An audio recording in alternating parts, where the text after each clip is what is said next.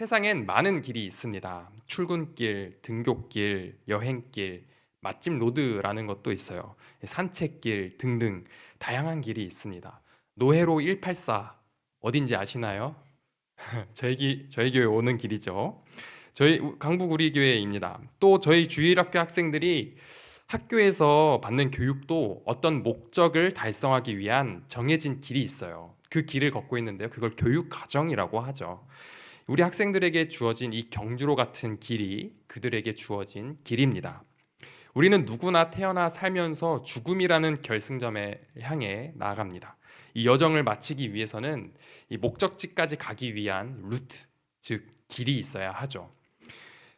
이 길은 이 길이 되든 저 길이 되든 어떤 길이 있어야 이 목적지에 달성할 수 있습니다. 그런데 이 길은 짧지 않고요. 길죠. 또 이 여정은 단순하지 않고 복잡합니다. 이처럼 오늘 본문 23편, 시편 23편에도 우리에게 놓여진 길이 푸른 초장과 잔잔한 물가를 갈 때가 있고 또 상황이 완전히 바뀌어서 사망의 음침한 골짜기를 갈 때가 있다라고도 합니다. 많은 사람들이 무난하고 또 평범한 인생길을 살기를 원하는 것 같습니다.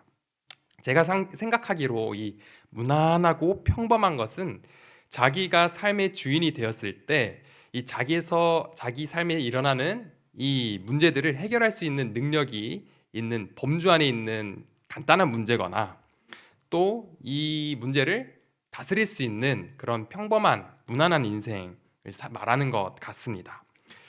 이 온실 속의 화초 이 말이 맞는 것 같아요. 주는 대로만 먹어도 자라는데 문제가 없는 삶 그런 화초 온실 속에 자라는 화초 맛이 있을까요? 맛이 있긴 합니다. 있긴 하죠. 그런데 자연에서 자란 것들은 어떻습니까? 맛있죠. 맛이 다릅니다. 이 본연의 맛이 살아 있어요. 영양가가 높고 또 귀하죠. 유리 온실 속의 삶, 이 안에서 자란 식물의 경우에 이 위기에 약하다라는 공통점이 있습니다. 자연재해가 발생했다 하면은 그것을 관리하는 주인은 노심초사 불안해하면서 유리온실 문이 열렸나 어디 다친 곳은 없나 살피게 되죠. 그런데 아무리 살펴도 그 주인의 능력을 벗어나는 자연재해가 불어닥치면 그 유리온실은 무너지게 됩니다. 그리고 그 안에 사는 식물은 끝입니다. 끝. 만약 그 유리 온실 사업을 자기 이름을 따서 김은성 양배추라고 했다면 이 김은성 양배추에서 자라나고 있는 이 양배추는 죽게 되는 것이고 만약에 이 양배추가 선택권이 있다면 이 유리 온실에서 자라고 싶지는 않을 것입니다. 어떤 무난한 길을 가려고 해도 문제는 있습니다. 그래서 우리의 삶을 보존하고 보호하기 위해 유리 온실을 만드는데 그 유리 온실은 완전하지 못하죠. 우리가 걸어가는 이 길에서 아무리 뛰어난 계획을 가지고 있더라도 그 계획을 보호하기 위해 무슨 노력을 하더라도 우리의 계획과 전략은 무너지게 되어 있습니다. 그러나 오늘 본문은 이 유리 온실만 의지할 수밖에 없었던 저희에게 큰 위안을 줍니다. 무난한 인생길을 원하던 저희를 완전한 주의 길로 인도하고 계시다고 말씀하고 있기 때문입니다. 그리고 우리가 우리 인생의 주인이 아니라 하나님께서 우리의 목자 되어 주셔서 우리의 인생을 이끌어 가시고 책임져 주신다고 말씀합니다. 1절 상반절 여호와는 나의 목자시니 이 구절은 오늘 본문을 처음부터 끝까지 이끌어가고 있습니다. 여호와는 나의 목자시니 이것이 중심에 있다라는 것이죠. 저희는 이 구절만으로도 우리는 위안을 얻고 걱정, 근심, 두려움뿐만 아니라 모든 결핍들이 사라집니다. 목자이신 하나님은 우리의 인생을 책임져 주십니다. 왜 많고 많은 직업 중에 목자라는 용어를 통해 하나님을 묘사했을까요? 동물과 관련된 직업들 중에는 카우보이라는 것도 있고 조련사라는 것도 있는데 왜 굳이 양떼를 돌보고 기르는 목자라는 직업을 콕 집어 말씀하고 계실까요? 목자는 양이라는 독특한 생명을 돌보기 위해 많은 것들을 신경 씁니다. 양이라는 동물은 정말 까다롭고 손이 많이 가는 동물이라서 이들을 돌보는 것은 굉장히 피곤한 일입니다. 까다롭고 손이 많이 가는 누구예요? 많이 가지 않아도 저만 봐도요, 굉장히 까다롭습니다. 저 먹는 것만 봐도요, 아마 저에게 음식을 권해보신 모든 이들이라면 아마 아실 겁니다. 굉장히 까다롭습니다. 네, 음식을 겁나 가립니다. 채소 중에 가지가 있죠. 저는 이 가지 맛있게 먹었었는데요. 볶아도 먹고 튀겨도 먹고 무튼 맛있는 이 가지도 못 먹어요. 정말 가지가지하죠. 그런데 양처럼 이렇게 까다로운 저도 하나님께서 저의 목자 되어 주십니다. 하나님은 저의 목자이십니다. 여호와는 나의 목자시니 저처럼 까다로운 사람도 돌보시는 하나님께서 저보다 덜 까다로운 여러분에게 목자 되어 주십니다. 목자가 돌보는 동물은 양이죠. 양, 양. 우리가 양처럼 순하다라고 말하지만 요즘 정보가 많아져서 이젠 양이 그렇게 순하지만 않다는 것을 알 수 있습니다. 양은 시력이 나빠서 눈앞에 있는 것만 쫓아 따라가고요. 잘 속기도 해서 분별력이 없고 잘 넘어질 뿐만 아니라 넘어지면 잘 못 일어납니다. 그리고 또 이기적이고 자기 멋대로 다니고 또 아무데나 누워서 쉬지도 않는 까다로운 존재입니다. 양들이 눕는 경우 네 가지 조건이 있대요. 첫 번째, 겁과 두려움이 해소가 되어야 하고요. 두 번째, 이들은 잘 다툽니다.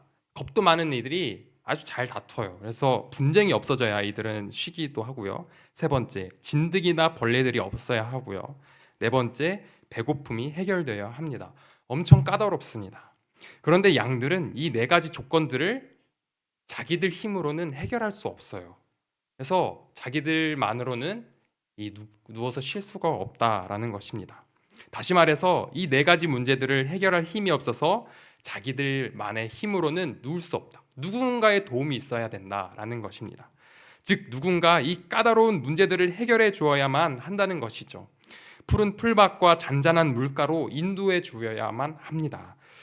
2절에 푸른 풀밭과 쉴만한 물가로 인도해 주시는 이유가 이런 것입니다. 때로는 우리를 괴롭히는 벌레들이 없는 푸른 풀밭으로 인도해 주셔서 우리가 잘 먹게 해주시고 때로는 쉴만한 물가로 인도해 주셔서 양들이 질서 있게 누구든지 편안하게 물을 마시게 해줘야만 합니다. 하나님은 대충 저희를 풀밭이면 되지 하고 풀밭이면 아무데나 저희를 데려가시지 않습니다. 하나님은 푸른 풀밭으로 인도해 주십니다. 그냥 풀밭이 아닙니다. 푸른 풀밭이죠. 우리에게 최고의 풀밭으로 인도해 주신다라는 것입니다. 푸른이라는 뜻을 보게 되면 이렇게 생각하면 이해가 쉽습니다. 이 나뭇잎이 봄이랑 여름이랑 그 세 개의 온도가 다르죠. 봄에 막 잎이 난 산을 보면 푸릇푸릇하죠. 연두빛이 돌죠. 푸르고 연한 풀, 최고 맛있는 풀밭으로 저희를 인도하십니다. 또 이 푸른 풀밭은 양들을 괴롭히는 해충이 없는 잘 건조된 곳을 말합니다. 그리고 물가도 여기서 눈여겨봐야죠. 하나님께서 그냥 대충 물이 있는 곳으로 데려가지 않으십니다. 어떤 물가냐면 쉴 만한 물가로 인도해 주십니다. 이 쉴 만한 물가라는 표현을 잘 보면은 그 영어 성경에 보면 quiet이라고 되어 있습니다. 즉 잔잔한 물이라는 뜻을 가집니다. 이 또한 굉장한 의미가 담겨 있습니다. 이 양의 코와 입을 보면요, 코랑 입이 굉장히 가까이 붙어 있습니다. 그래서 이 양들은 물이 거세게 흐르는 곳에서는 물을 마실 수 없어요. 만약에 이 물이 흐르다가 물이 부딪혀서 물이 튀어 코로 들어가면 이 많이 매워합니다. 많이 매워할 뿐만 아니라 이 심하면 죽는데요. 그래서 생명이랑 직결되어 있는 것이 이 물인데 잔잔한 물입니다. 그래서 양들은 흐르는 물이 아니라 웅덩이에 고인 물을 마십니다. 만약 이 웅덩이가 없고 흐르는 물만 있으면 목자는 이 물길을 따로 파가지고 고여있는 물을 만들어 주어야 한다고 합니다. 그래서 푸른 풀밭과 잔잔한 물가, 이 두 길은 모두 우리의 생명과 연관이 있습니다. 우리의 생명을 소생시켜 주죠. 하나님이 이러신 분입니다. 자상하고 센스 있고 완전 우리 스타일이신 분이 우리 하나님이십니다. 우리는 양입니다. 양. 이런 우리가 유리온실 붙잡고 염려해서는 안 됩니다.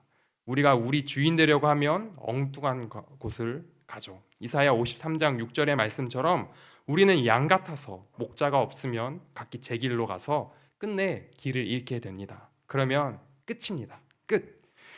그러나 하나님께서 목자 되신 양들의 삶은 어떻습니까? 부족함이 없습니다. 부족함이 없어요. 이 부족함이라는 단어는 하셀이라는 단어인데요. 이 단어의 의미는 기본적으로 부족함, 궁핍, 결핍인데 동시에 어떤 뜻도 가지고 있냐면 필요와 원함, want 이런 뜻을 가지고 있습니다. 굉장히 이 둘은 상반된데 한 단어 안에 모두가 들어 있더라고요. 즉 내게 부족함이 없으리로다라는 말은 내게 필요한 것이 없습니다. 내게 더 이상 원하는 것이 없습니다라는 것과 같습니다. 여러분, 그러면 부족함이 없으리로다라는 말을 다시 말하면 무엇이 될까요? 내가 만족합니다. 라는 말이 됩니다. 만족합니다. 여호와께서 나의 목자시니 내가 만족합니다. 내게 더 이상 필요한 것이 없습니다. 내가 더 이상 원하는 것이 없습니다. 모든 것이 채워졌습니다. 내게 충만합니다. 라고 고백할 수 있는 것이죠. 저희 한번 이렇게 선포해 볼까요? 제가 여호와는 나의 목자시니 하면은 여러분들은 내가 만족합니다. 라고 해주시면 됩니다. 한번 해주실 수 있으시죠? 여호와는 나의 목자시니 네, 하나님께서 인도자 되시는 길은 어마어마한 자연재해가 닥쳐와도 결코 흔들리지 않습니다. 유리 온실의 김은성 양배추 농가 기억하시죠? 이 유리 온실은 완전하지 않습니다. 흔들리고 무너집니다. 그리고 김은성 양배추 농가 간판도 떨어져 나갑니다. 김은성은 언젠가 끝을 맞이합니다. 그러나 만약 하나님께서 이 양배추를 기르신다면 하나님 양배추 농가는 영원히 굳건할 것입니다. 그곳의 간판은 영원히 빛날 것입니다. 3절에 보시면 하나님께서 자기 이름을 위하여 의의 길로 인도하신다라고 합니다. 자기 이름을 위하여 이 말의 뜻이 무엇일까요? 여러분 혹시 자기 이름을 내건 간판을 보신 적 있으신가요? 제가 다녔던 수학학원 원장 선생님은 언젠가 자기 이름을 건 수학학원 간판을 걸어보고 싶다고 하셨습니다. 그 말을 하시던 원장님의 눈빛은 자신이 넘쳤어요. 그런 분의 책임감이 어떻겠습니까? 그런 분이 학생들의 성적을 안 올려주시겠습니까? 어떻게든 원생들 성적 올리기 위해서 최선을 다하겠죠. 왜냐하면 자기 이름이 걸려 있거든요. 지금 그분의 수학학원은 엄청 잘 됐어요. 제가 다닐 때까지만 해도 겨울에는 우풍이 엄청 심한 그런 단칸방이었거든요. 근데 지금은 분점도 내시는 잘된 수학학원이 되었습니다. 하나님은 여호와 이름 석자 걸고 우리를 의의 길로 인도하십니다. 여호와 이름에는 하나님의 신실하신 성품이 담겨 있습니다. 하나님은 완전하실 뿐만 아니라 우리를 포기하지 않으시고 끝까지 우리를 책임지시고 인도하시는 신실하신 하나님이십니다. 우리의 목자 되시는 하나님은 이런 신실하신 분이십니다. 그래서 하나님은 우리를 의의 길로 인도하십니다. 이 의의 길이란 가장 안전한 길이라는 의미를 가지고 있습니다. 하나님은 우리를 가장 안전한 길로 인도해 주십니다. 우리가 위험에 빠지는 이유는 양 같아서 제 길로 가다 보니 위험한 길로 빠지는 것입니다. 이 의의 길로 다닐 때 우리에게 중요한 것은 우리의 목자 되신 하나님의 인도하심에 순종하며 나아가는 것입니다. 잠언 4장 27절에도 기록되어 있듯이 우리의 발을 악에서 떠나 좌로나 우로나 치우치지 말고 라고 합니다. 하나님의 의의 길로 행하면 우리의 영혼은 소생되고 우리의 생명도 살아날 것입니다. 의의 길, 가장 안전한 이 길은 그러나 아이러니하게도 우리에게 가장 거친 길이 되기도 합니다. 이 길은 곧 길이요 진리요 생명이신 예수 그리스도를 따라가는 십자가의 길이 될 것이기 때문입니다. 이 길을 걸을 수 있는 방법은 앞서가신 예수님의 발자취를 한 걸음 한 걸음 한 걸음씩 따라 걷는 것입니다. 양의 시력은 그렇게 좋지 못합니다. 당장 앞에 것만 쫓아갑니다. 그래서 우리도 당장 앞에 것만 쫓아 살아가야 합니다. 날마다 매일매일 하루하루 그날 주시는 하나님의 뜻을 구하며 그 뜻에 순종하며 의의 길, 가장 안전한 길을 걷는 것입니다. 아이러니하지만 내가 죽는 십자가의 길이 가장 안전한 길입니다. 그 길은 무섭고 겁이 나도 하나님의 인도하심에 순종하며 걸어가야 할 의의 길입니다. 그 길에선 하나님이 나의 주인 되십니다. 하나님이 주인 되시는 그 인생길은 안전합니다. 또 하나님이 목자 되시는 그 길에 부족함이 없습니다. 그 길 위에서 우리는 충만한 인생을 살 것입니다. 우리가 비록 사망의 음침한 골짜기를 다닐지라도 하나님께서 우리와 함께 하시면 우리는 안전합니다. 저희의 목자 되신 하나님께서 인도하시는 의의 길은 가장 안전한 길입니다. 그러나 그곳에도 사망의 음침한 골짜기가 있습니다. 그러나 시인은 두려워하지 않는 이유를 이렇게 말합니다.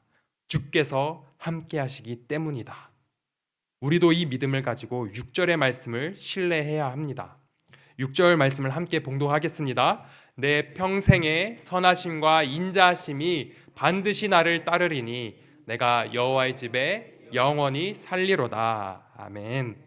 이 구절에 쓰인 평생에 반드시 영원히라는 말은 이 땅의 삶, 우리의 인생과는 어울리지 않는 표현들입니다. 누가 장담할 수 있겠습니까? 내가 반드시 너의 약속을 지켜줄게 라고 말할 수 있는 사람이 어디 있습니까? 세상에 변하지 않는 것은 없습니다. 모든 것이 변합니다. 그러나 이 시인은 이 믿음이 있었습니다. 하나님을 신뢰하는 확신의 믿음. 그리고 이 믿음은 자기 자신이 믿으려고 믿은 게 아니라 하나님에 의해 믿게 되었다라고 말합니다. 6절에 따르리니 라는 말은 추격한다는 말 기억하시나요? 즉 하나님께서 우리에게 은혜를 주시는데 집요하게 따라다니시면서 주신다는 말입니다. 우리가 곁길로 빠져서 실패를 하여도 좌절하지 않을 것 같은 의의 길은 그대로 있고 그 길로 다시 돌아올 수 있다라는 것입니다. 우리가 그 길로 돌아올 수 있는 것은 하나님의 은혜가 우리를 추격하기 때문이다라는 것입니다. 그래서 우리에게 이런 믿음이 있다는 것은 우리가 믿는 것이 아니라 하나님의 은혜에 의하여서 믿을 수 있다라는 것입니다. 이런 숱한 실패와 돌이킴을 거쳐 우리는 하나님의 은혜를 더욱 깊이 깨닫고 하나님을 알아가며 신실하신 하나님을 믿게 됩니다. 6절처럼 고백할 수 있는 것은 모두 하나님의 집요한 은혜 덕분입니다. 하나님의 은혜는 우리를 끝까지 따를 것입니다. 잠깐 의의 길을 벗어났더라도 하나님의 은혜에 힘입어 다시 돌아오면 됩니다. 그러면 우리는 하나님 나라에 영원히 거할 것입니다. 그래서 우리의 필승 전략은 자기 이름을 위하여 의의 길로 인도하시는 하나님을 신뢰하는 것입니다. 분명 그곳엔 푸른 풀밭과 잔잔한 물가도 있겠지만 사망의 음침한 골짜기도 있을 테지만 두려워하지 않을 것은 하나님께서 우리와 함께 하시기 때문입니다. 내일 벌써 수능입니다. 우리 학생들 그동안 잘 해왔는데 좋은 결과도 있어야겠지만 수능이라는 이 길을 마무리하면서 하나님께 영광 돌릴 수 있는 믿음이 있었으면 좋겠습니다. 왜냐하면 그들을 지금까지 인도하신 분은 하느님이시고 하나님께서 자기 이름을 걸고 그들을 의의 길로 인도하셨기 때문입니다. 그런 하나님께 영광 돌리는 것은 우리 학생들에게 합당한 일 아닐까요? 그리고 그렇게 자기들이 어떤 모양을 하고 있더라도 은혜로 추격하시는 하나님을 깨달아 6절의 고백을 할 수 있었으면 좋겠습니다. 저희가 먼저 그들을 위해 정말 그들이 선포한다라고 생각하면서 우리가 그들을 대신해서 한번 6절을 선포했으면 좋겠습니다. 6절을 함께 읽겠습니다. 내 평생의 선하심과 인자하심이 나를 따르리니 내가 여호와의 집에 영원히 살리로다. 한 번 더 선포합니다. 내 평생의 선하심과 인자하심이 반드시 나를 따르리니 내가 여호와의 집에 영원히 살리로다. 아멘. 우리 자녀들뿐만 아니라 우리 모두 이런 하나님을 깨달아 하나님께서 자기 이름을 걸고 인도하시는 의의 길을 순종하며 따라가는 주의 백성들 되시길 축복합니다. 우리 함께 기도